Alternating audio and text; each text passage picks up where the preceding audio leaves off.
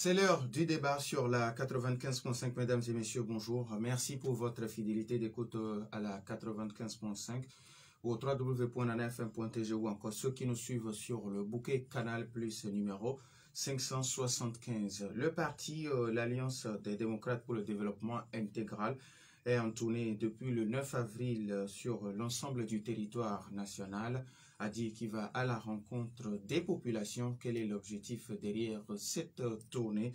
C'est le thème qui va nous retenir pour les 40 prochaines minutes, et pour y en parler, je reçois Benjamin Amouzoui, il est cadre de l'Alliance des démocrates pour le développement intégral. Monsieur Amouzoui, bonjour. Bonjour Norbert. Alors merci d'être là pour répondre aux questions de nos auditeurs. Merci à vous de nous avoir invités. Alors les auditeurs, vous avez donc la possibilité d'intervenir dans ce débat, soit sur la page Facebook de Nana FM ou via nos deux numéros, 91 09 71 71 ou le 96 61 58 58, mais à partir de 7h35 avec Stan Teko à la mise en onde.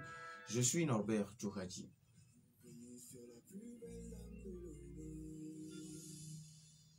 Une fois encore, merci pour votre fidélité d'écoute à Nana FM. Alors, M. Amouzoui, avant d'aller dans le vif du sujet, aujourd'hui, la communauté musulmane, que ce soit dans le monde ou au Togo, et enfin, c'est le Ramadan, vous avez sûrement un message à l'endroit de cette communauté musulmane au Togo. Merci Norbert. Je voudrais souhaiter à la communauté musulmane une bonne fête de Ramadan, et que la bénédiction de Allah, le tout miséricordieux, puisse rejaillir sur l'ensemble de l'humanité, sur toute l'humanité, et apporte de la paix au monde. Merci beaucoup. Alors, je l'ai dit dans mes mots introductifs, votre parti, l'Alliance des démocrates pour le développement intégral, est en tournée sur l'ensemble du territoire national, et ce depuis le 9 avril. Quand vous allez à la rencontre des populations, quel est votre message? Merci Norbert. Vous n'êtes pas sans savoir que depuis les élections de février 2020, notre population est plongée dans une déception inédite.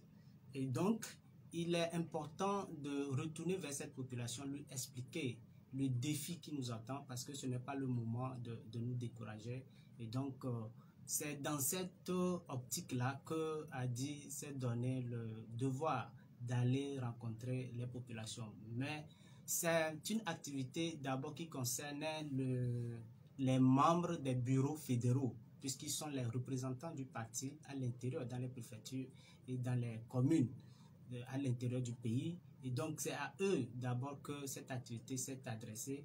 Et donc, nous sommes allés d'abord renforcer leur capacité pour pouvoir être plus efficaces sur le terrain, expliquer justement à la population le bien fondé de notre lutte, et de pouvoir garder courage pour la suite, parce que vous n'êtes pas sans savoir que les années qui viennent sont notamment des rendez-vous électoraux, et donc il est important de pouvoir préparer cette population à se prendre d'abord en charge, à comprendre que cette lutte, ce n'est pas quelqu'un qui va, ou bien quelques individus qui vont la faire aboutir, mais c'est l'ensemble des populations et la détermination de tout le monde que nous pouvons y arriver.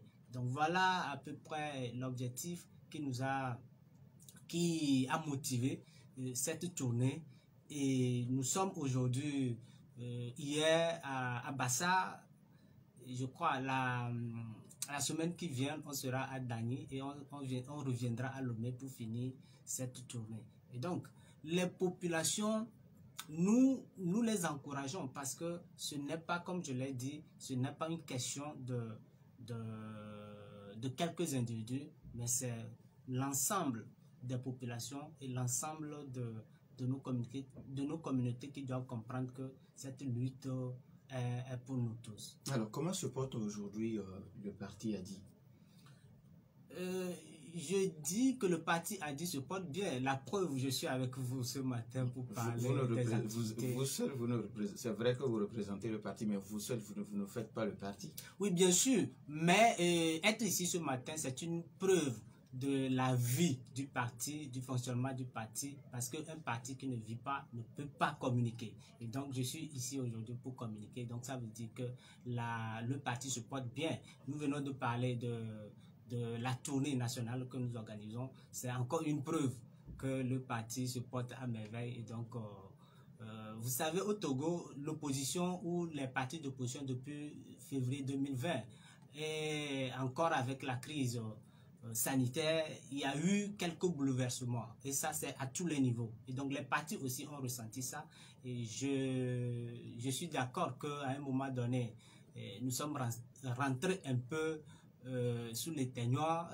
C'est la Covid qui nous a imposé cette dynamique et nous ne pouvons pas refuser. Heureusement que la maladie tend à disparaître un peu et nous recommençons, nous renouons avec les activités du terrain. Alors, comment le président, il se porte comment? Ah, le président se porte bien parce que d'abord, c'est lui la tête. Donc, si on dit souvent que si la tête ne fonctionne pas bien, le reste est malade. Donc, le président aujourd'hui se porte très bien. C'est vrai, il était en déplacement pour un temps, mais aujourd'hui, il est quand même au pays et il va très bien. Maintenant, votre tournée prend fin quel jour? Notre tournée prend fin normalement le 6 mai, selon la déclaration que nous avons faite au ministère de la décentralisation de l'Intérieur. Notre tournée prend fin le 6 mai et je crois que nous allons pouvoir tenir dans ce délai parce que, c'est après tout la rigueur. Alors aujourd'hui, quand vous allez à la rencontre des populations, est-ce qu'on vous parle de vie chère et quelles sont les solutions que vous proposez? D'abord, la question de vie chère est une problématique que nous vivons très amèrement. Parce qu'aujourd'hui, je ne sais pas s'il faut parler de vie chère. Parce que au Togo, je ne sais pas à quel moment la vie était moins chère. Vous voyez, donc pour nous, c'est une situation de paupérisation qui se dégrade. Ça veut dire quoi? Depuis longtemps, le Togolais a toujours vécu mal. Depuis longtemps, le Togolais a toujours vécu mal. Et donc, cette situation ne peut pas s'expliquer alors que dans le pays, le SMIC en 2022 est toujours à 35 000 francs.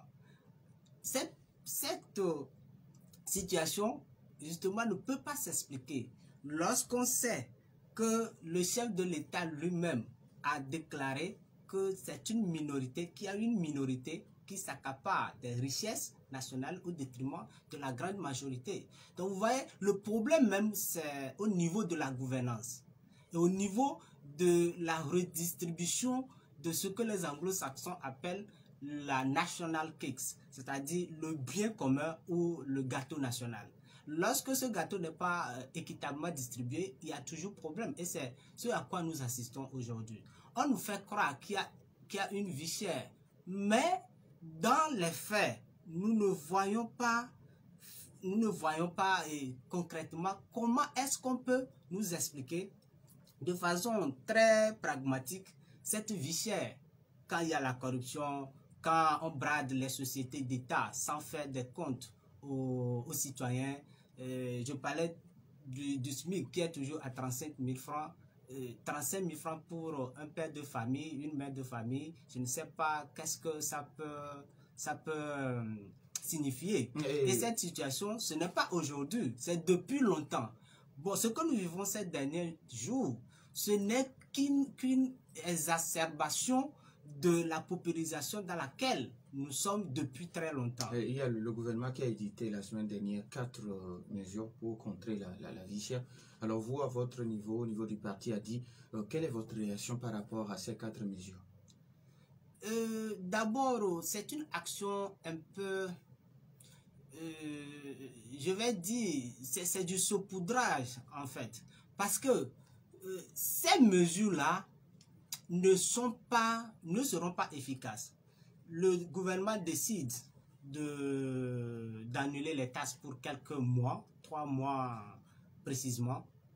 Donc nous pensons que ce n'est pas réellement ça. Il fallait plutôt agir sur les taxes douanières pour permettre à ce que les produits deviennent plus moins chers. Mais lorsqu'on demande aux bonnes dames qu'elles ne vont plus payer des taxes pendant quelques mois, qu'est-ce qui les oblige à diminuer le prix de leurs denrées alors que le coût de l'achat reste le même? Ils achètent toujours le produit au même prix.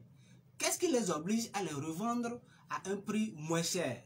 Donc, le problème n'est pas au niveau des taxes, au niveau des marchés, mais au niveau des taxes douanières. Il doit pouvoir agir sur les taxes douanières.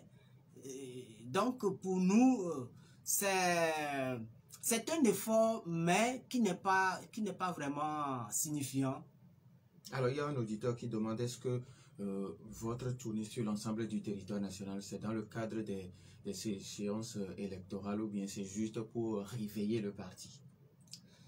Je ne dirais pas d'abord que c'est dans le cadre des échéances électorales parce que, vous savez, nous a dit la formation, puisque c'est une formation qu'on est en train de faire sur tout le temps du territoire qui s'adresse aux membres des bureaux fédéraux. Donc, a dit la formation des militants est un principe cardinal.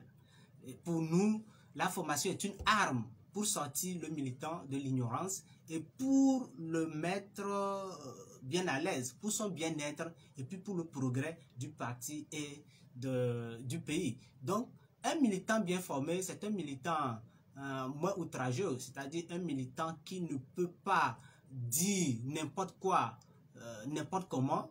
C'est un militant qui sait déceler le vrai du faux. C'est un militant qui ne peut pas s'amener très facilement dans l'extrémisme violent parce que vous savez que cette question est aujourd'hui très importante au pays. Donc, pour nous, il faut quand même réveiller nos populations et puis renforcer leur capacité en termes du travail sur le terrain. Aujourd'hui, je vous donne un module par exemple que nous avons administré aux membres, c'est la mobilisation dans un contexte difficile.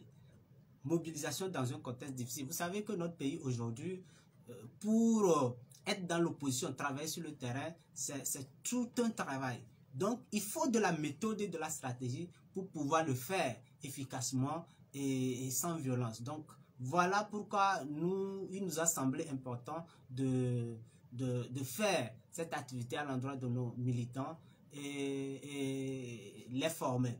Mais en aval et in fine, c'est un parti a pour ambition de conquérir le pouvoir, de l'exercer et de le conserver. Alors, je disais tantôt que les 3 années prochaines sont des rendez-vous électoraux. Il est important que nous mettons nos éléments en ordre de bataille pour pouvoir affronter ces échéances-là dans la sérénité et pouvoir être représentatif sur toute l'étendue du territoire. Les auditeurs ont maintenant la possibilité sur nos 2 numéros, 91 09 71 71 ou le 96 61 58 58, mais après la pause. Savez-vous que vous pouvez faire des études supérieures de qualité comme en France et obtenir un diplôme français tout en étant à Lomé? C'est vrai, exactement, et c'est enfin possible à ESAM.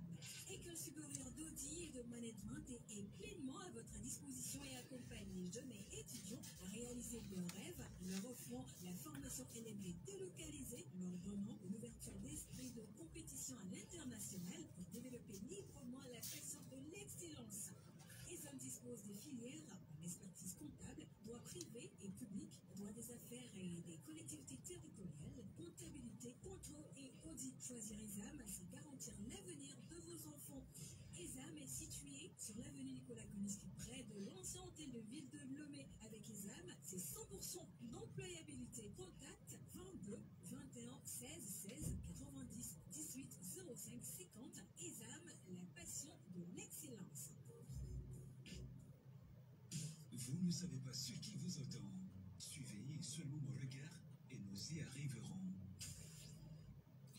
Retour dans le studio de Nana FM 91 09 71 71 ou le 96 61 58 58. Nous avons un premier auditeur en ligne. Nana FM, allô?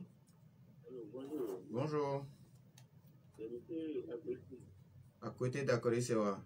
Oui. Ok, monsieur, à côté, allez-y. Notre invité. Bonjour. D'abord, je remercie notre engagement parce que c'est une zone qui a opté pour la politique. C'est une bonne chose que les autres aussi embattent le pas. Moi, c'est le volet vision qui me préoccupe. Le pouvoir peut réagir en supprimant totalement, comme le Ghana l'a fait, les frais de péage. Ça va nous alléger beaucoup.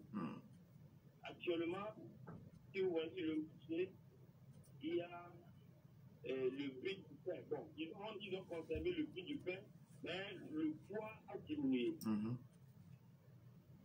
Or, ce sont ces choses-là que la population prend régulièrement. La vie chère commence par là. Nous entendons des échos. Bientôt, ils vont encore augmenter le pain, disons, au niveau des clients, ils vont augmenter le prix du pain. Si on refuse qu'ils augmentent, ils vont encore diminuer aussi leur poids. Ça, tout cela nous amène où? Et nous sommes dans une famine. Il faut le dire, nous sommes dans une famine. Il faut que l'État réagisse en diminuant, oui, en supprimant plutôt le prix de péage, en diminuant encore le prix du carburant, parce qu'on peut le faire. Et le prix des engrais est subventionné à 18 000. Au Burkina Faso, je viens de voir ça, c'est 12 500 francs. Un pays enclavé par rapport à un pays côtier. Vous voyez que on pense que nous n'avons pas assez d'informations, c'est pourquoi on fait des choses et puis on dit que ce que nous avons fait beaucoup de choses pour vous, alors que rien n'est fait quand même. Merci beaucoup. Merci à vous, monsieur, à côté d'accord, c'est vrai.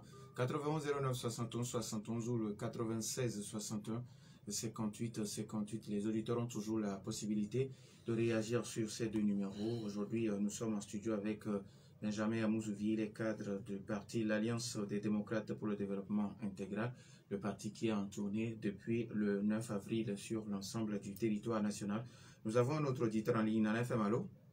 Oui, bonjour. Bonjour, Massa Dalido Gomé. Allez-y. Bonjour à votre invité. Bonjour, monsieur Mas. Donc, je voudrais vous poser deux questions. Oui. Ma première question. Que pense-t-il de déclaration du sage du président des sages de l'Union qui dit globalement que l'opposition a quitté le système politique, alors que c'est l'Union qui a fermé ce terrain. Deuxièmement, pour parler du bradage des sociétés d'État, je voudrais prendre l'exemple de Bolloré qui a quitté le Togo. En quittant le Togo, il fait ses actifs à un autre stratégie.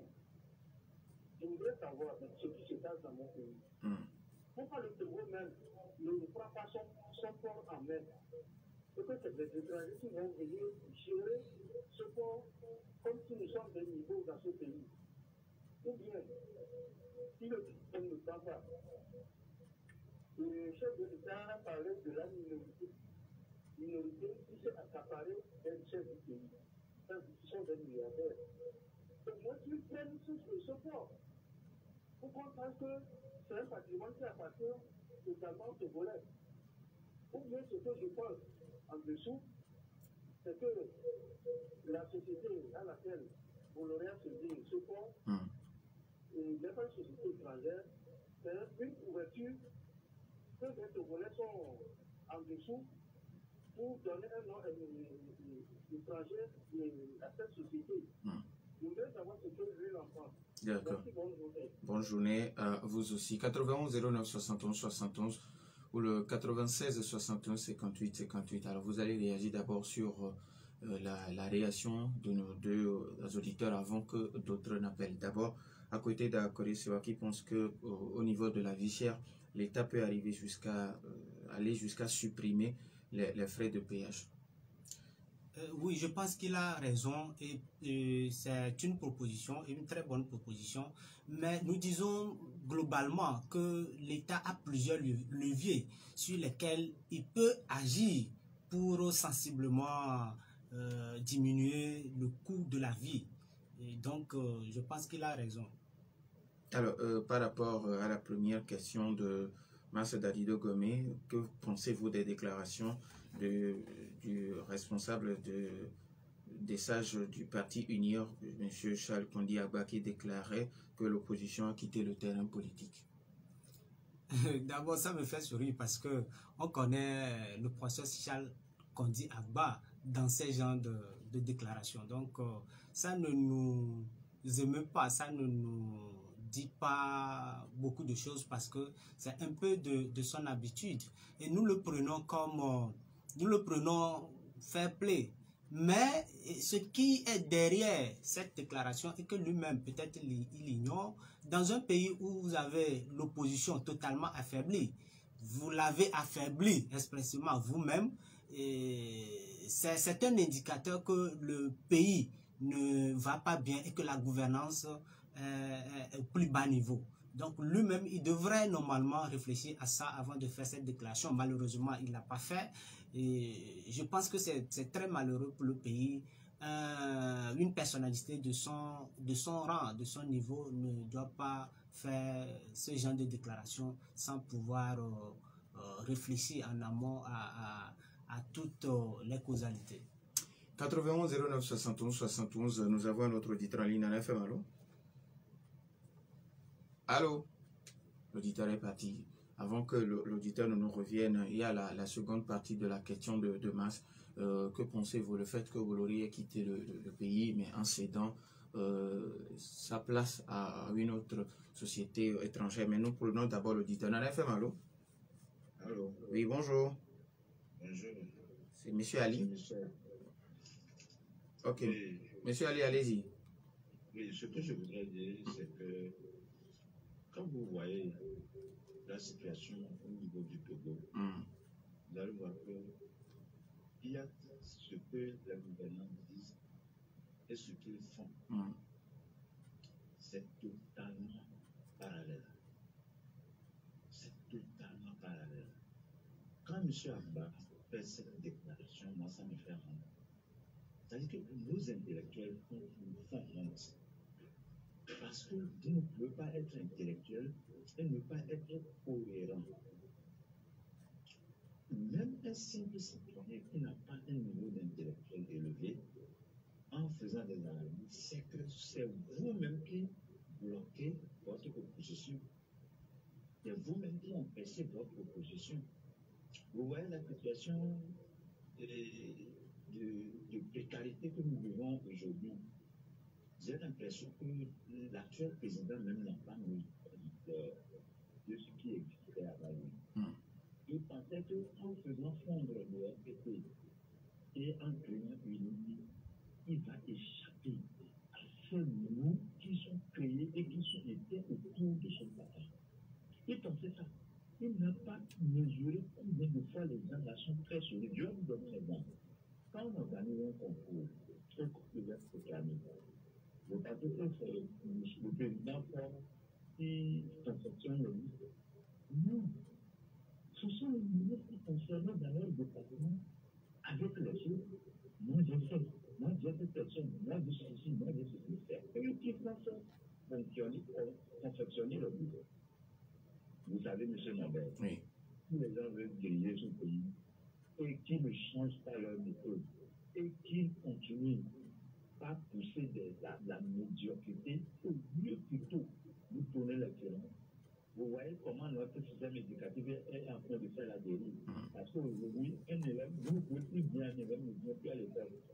Va apprendre un métier ou bien va faire ce que tu peux faire.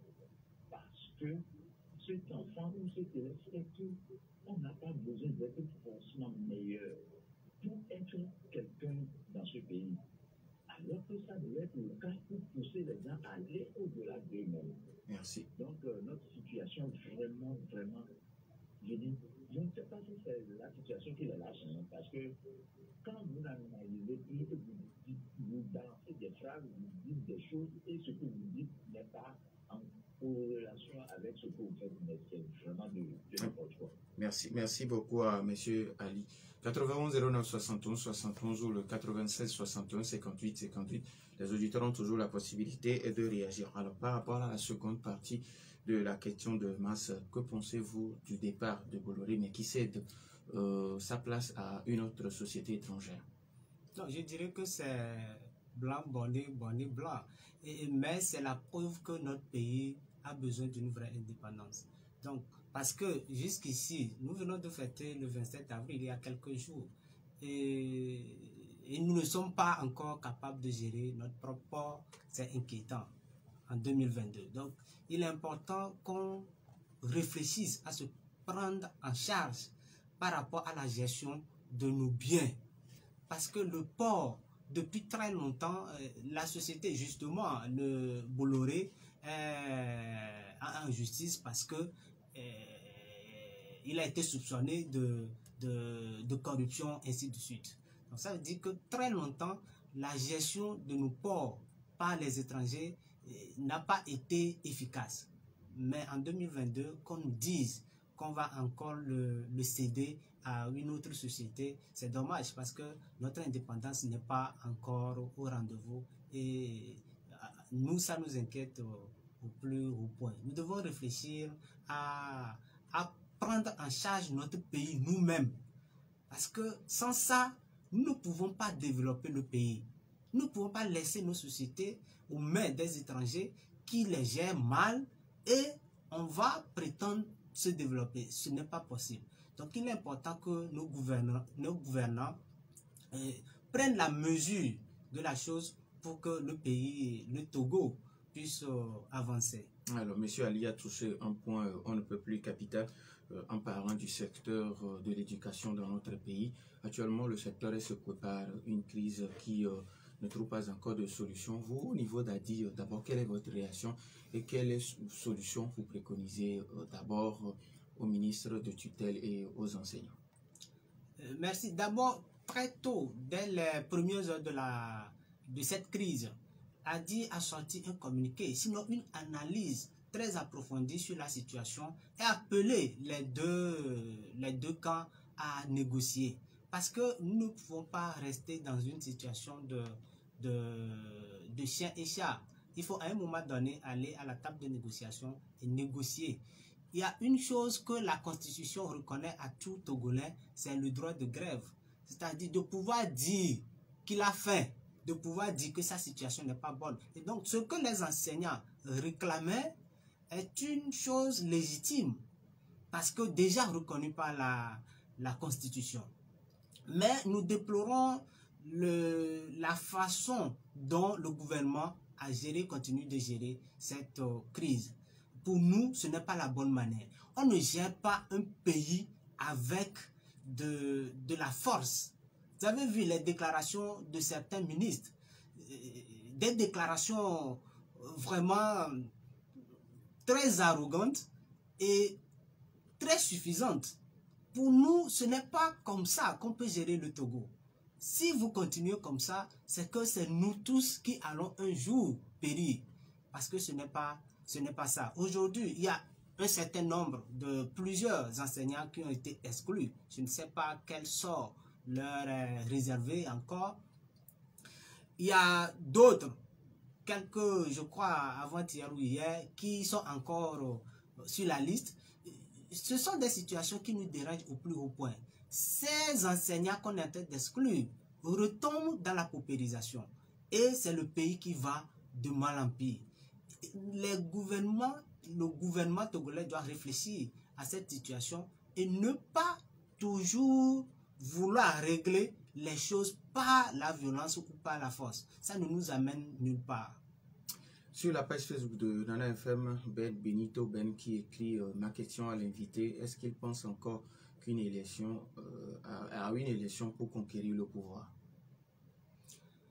Et vous savez, d'abord, nous sommes un parti légalement constitué. Et ça, nous devons tous le savoir. C'est vrai qu'il y a un certain nombre de compatriotes qui disent aujourd'hui que la situation du Togo ne peut pas être réglée par une élection. Mais je dis toujours que c'est une analyse un peu biaisée. C'est vrai, ça s'explique par la déception ou les déceptions successives que nous avons connues depuis un certain temps. Je dirais depuis 1990, lorsque certains parmi nous n'étaient même pas encore nés. Donc, il y a cette déception-là qui fait qu'aujourd'hui, plusieurs compatriotes pensent à autre chose que les élections. Mais je dois nous dire une chose. La première des choses que nous devons faire, c'est d'abord croire à ce que nous appelons la révolution électorale. Parce que...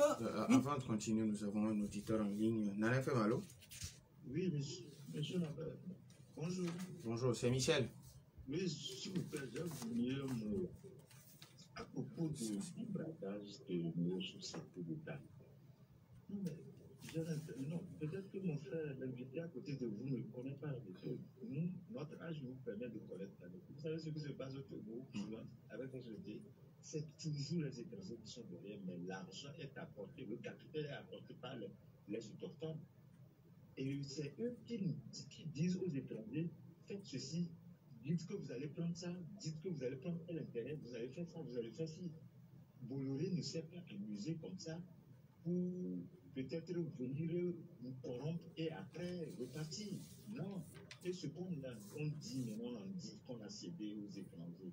Non, ce sont les Togolais, même le Togo Télécom en question. On met seulement les étrangers devant. Vous voyez, si les gens sont patriotes et qu'ils ont acquis leur argent, honnêtement, vous allez voir qu'ils vont dire, voilà, aujourd'hui, cette société d'État togolaise, c'est détenu par un Togolais, un national. Et là, on va gérer les choses de façon claire. Je dis, il faut vraiment revoir ce pays parce que, en disant, tout ce qui il faut donner l'accès à Côte d'Ivoire, vous êtes étranger, vous avez volé des milliards au pays, j'accepte. Mais si vous investissez dans votre pays, je vous blanchis. Mais si vous le faites à l'extérieur, je vous prends tout votre argent. Si on le fait comme ça, vous allez voir que, mais à visage découvert, les gens vont assurer nos sociétés d'État. Nous vont gérer nos sociétés que l'État peut-être veut lancer. Je vous dis que ces capacités-là, il y a beaucoup de sociétés que je peux vous citer comme ça qui sont sous-traitantes. Merci beaucoup, merci. Alors, vous étiez en train de réagir par rapport à la question de Ben Benito sur la page Facebook de Nana FM. Oui, parce que je parlais des élections qui sont aujourd'hui une alternative pour aller au changement. Parce que moi, j'étais à la CELI de 2019 à 2020. J'ai vu comment est-ce que nos compatriotes surveillent les votes. Nous avons encore des défaillances dans la surveillance des votes. Parce qu'un militant ou peut-être tout citoyen qui veut le changement, après avoir voté, doit pouvoir surveiller sa voix, doit pouvoir suivre ce qui va se passer après. Mais beaucoup de compatriotes, après avoir voté, ils s'en vont à la maison, même lors des décomptages des voix, il n'y a personne. Et c'est en ce moment-là que l'adversaire peut profiter et faire tout ce qu'il veut. Chacun a une responsabilité dans ce que nous faisons.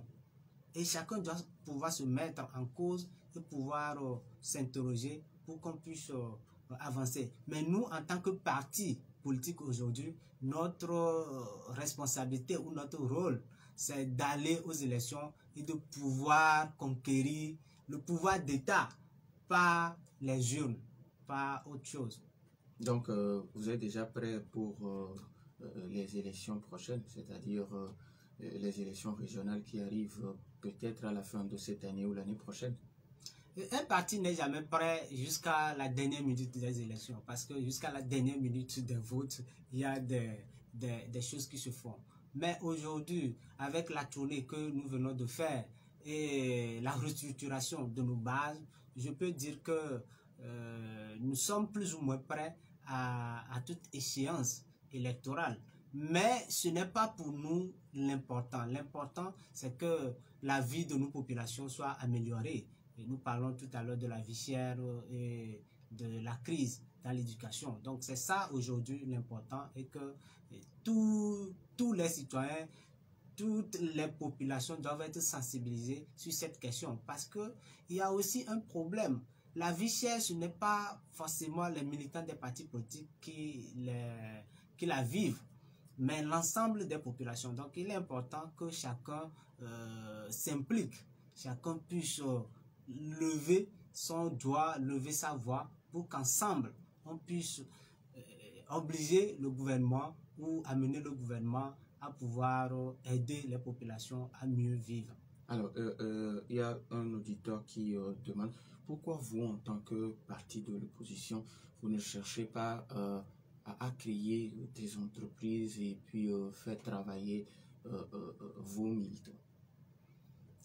Je l'avais dit, d'abord, il faut qu'on comprenne une chose, et c'est très important. Un parti n'a pas vocation à créer d'entreprises. Ça, on doit comprendre ça de façon très, très facile. Vous savez, dans la Constitution, et dans notre Constitution, il est écrit que l'État doit garantir un emploi décent à tout citoyen. Un emploi décent à tout citoyen. Ce qui voudra dire que l'État doit faire de telle sorte que des entreprises privées prospèrent, des entreprises et puis les sociétés d'État ou la fonction publique puissent être en tout cas ouvertes à tout citoyen. Donc c'est sur ça que nous devons tabler. Il ne faut pas que des gens fassent la confusion entre les choses. Lorsque par exemple Hadi arrivera au pouvoir, on peut poser la question à Hadi et à ses gouvernants: qu'est-ce que vous faites pour l'amélioration des conditions de vie des citoyens? Mais en tant que parti, c'est très difficile. Et vous savez encore comment notre pays fonctionne. Un parti crée aujourd'hui une entreprise, vous voyez tout ce qui peut se dire autour et tout ce qui peut se faire pour bloquer le fonctionnement de cette entreprise. Donc, la première chose que nous devons faire, et j'exhorte tous les compatriotes, c'est de nous engager, c'est chacun à son niveau, de faire quelque chose pour que le pays change. Et après, chacun peut faire ce qu'il sait faire. Chacun peut faire ce pourquoi il est formé. Mais aujourd'hui, ce qui est important, c'est que chacun puisse s'engager. C'est très important pour que le pays puisse avancer. Parce que très souvent, on voit une majorité qui est là, qui ne parle pas, qui critique. Une minorité, je parle d'une minorité qui est au four et au moulin. Les membres des partis politiques au Togo, ils sont combien? Nous sommes à peu près 10 millions de Togolais. Mais lorsque vous comptez les membres des partis politiques, tous partis confondus aujourd'hui, je ne crois pas qu'ils font même le quart. Et tout le reste, qu'est-ce que nous faisons? Mais quand il y a un problème, c'est à cette minorité-là que nous nous adressons et nous les critiquons sans même savoir que c'est avant tout des êtres humains et qui peuvent aussi faire des erreurs, et non seulement faire des erreurs, mais qui ont leur vie aussi. Donc nous devons quand même être beaucoup indulgents par rapport à ces questions. Si chacun à un moment donné s'engage, je crois que ça peut se faire facilement. Et également, nous ne faisons pas ce que nous appelons la veille citoyenne très souvent. La veille citoyenne s'adresse au gouvernement. Ce qu'ils sont en train de dire aux partis politiques de l'opposition, mais pourquoi ne pas dire ça? Ou bien pourquoi ne pas, parce que nos lois leur donnent ce droit-là de demander les comptes à l'État, de demander les comptes au gouvernement, de demander les comptes à nos maires, à nos conseillers municipaux. Depuis que les conseillers municipaux sont élus, il y a bientôt 3 ans, les populations, je ne sais pas si les populations déjà, ou bien des citoyens suivent les plénières, les plénières des conseillers, alors qu'ils en ont le droit, ils en ont le plein droit. Donc nous devons, c'est à ces occasions-là que nous pouvons poser des questions plus concrètes aux dirigeants, aux maires, aux conseillers, ainsi de suite. Mais nous n'y allons pas. Même à l'Assemblée nationale, les plénières sont ouvertes à tout le monde. nous devons être présents à tous ces niveaux-là pour poser des questions pertinentes et pour, à un moment donné, en tout cas, toucher l'étincelle là qui est en chaque être humain et qui est sa conscience pour qu'il puisse quand même prendre conscience de la situation et agir. Nous disons merci à Benjamin Mouzouvi. Il est cadre du parti l'Alliance des démocrates pour le développement intégral. Merci à vous aussi pour votre fidélité d'écoute à Nana FM fin de ce débat mis en onde par Stanteco. Je suis Namboya Djouradi. Bonne suite de nos programmes.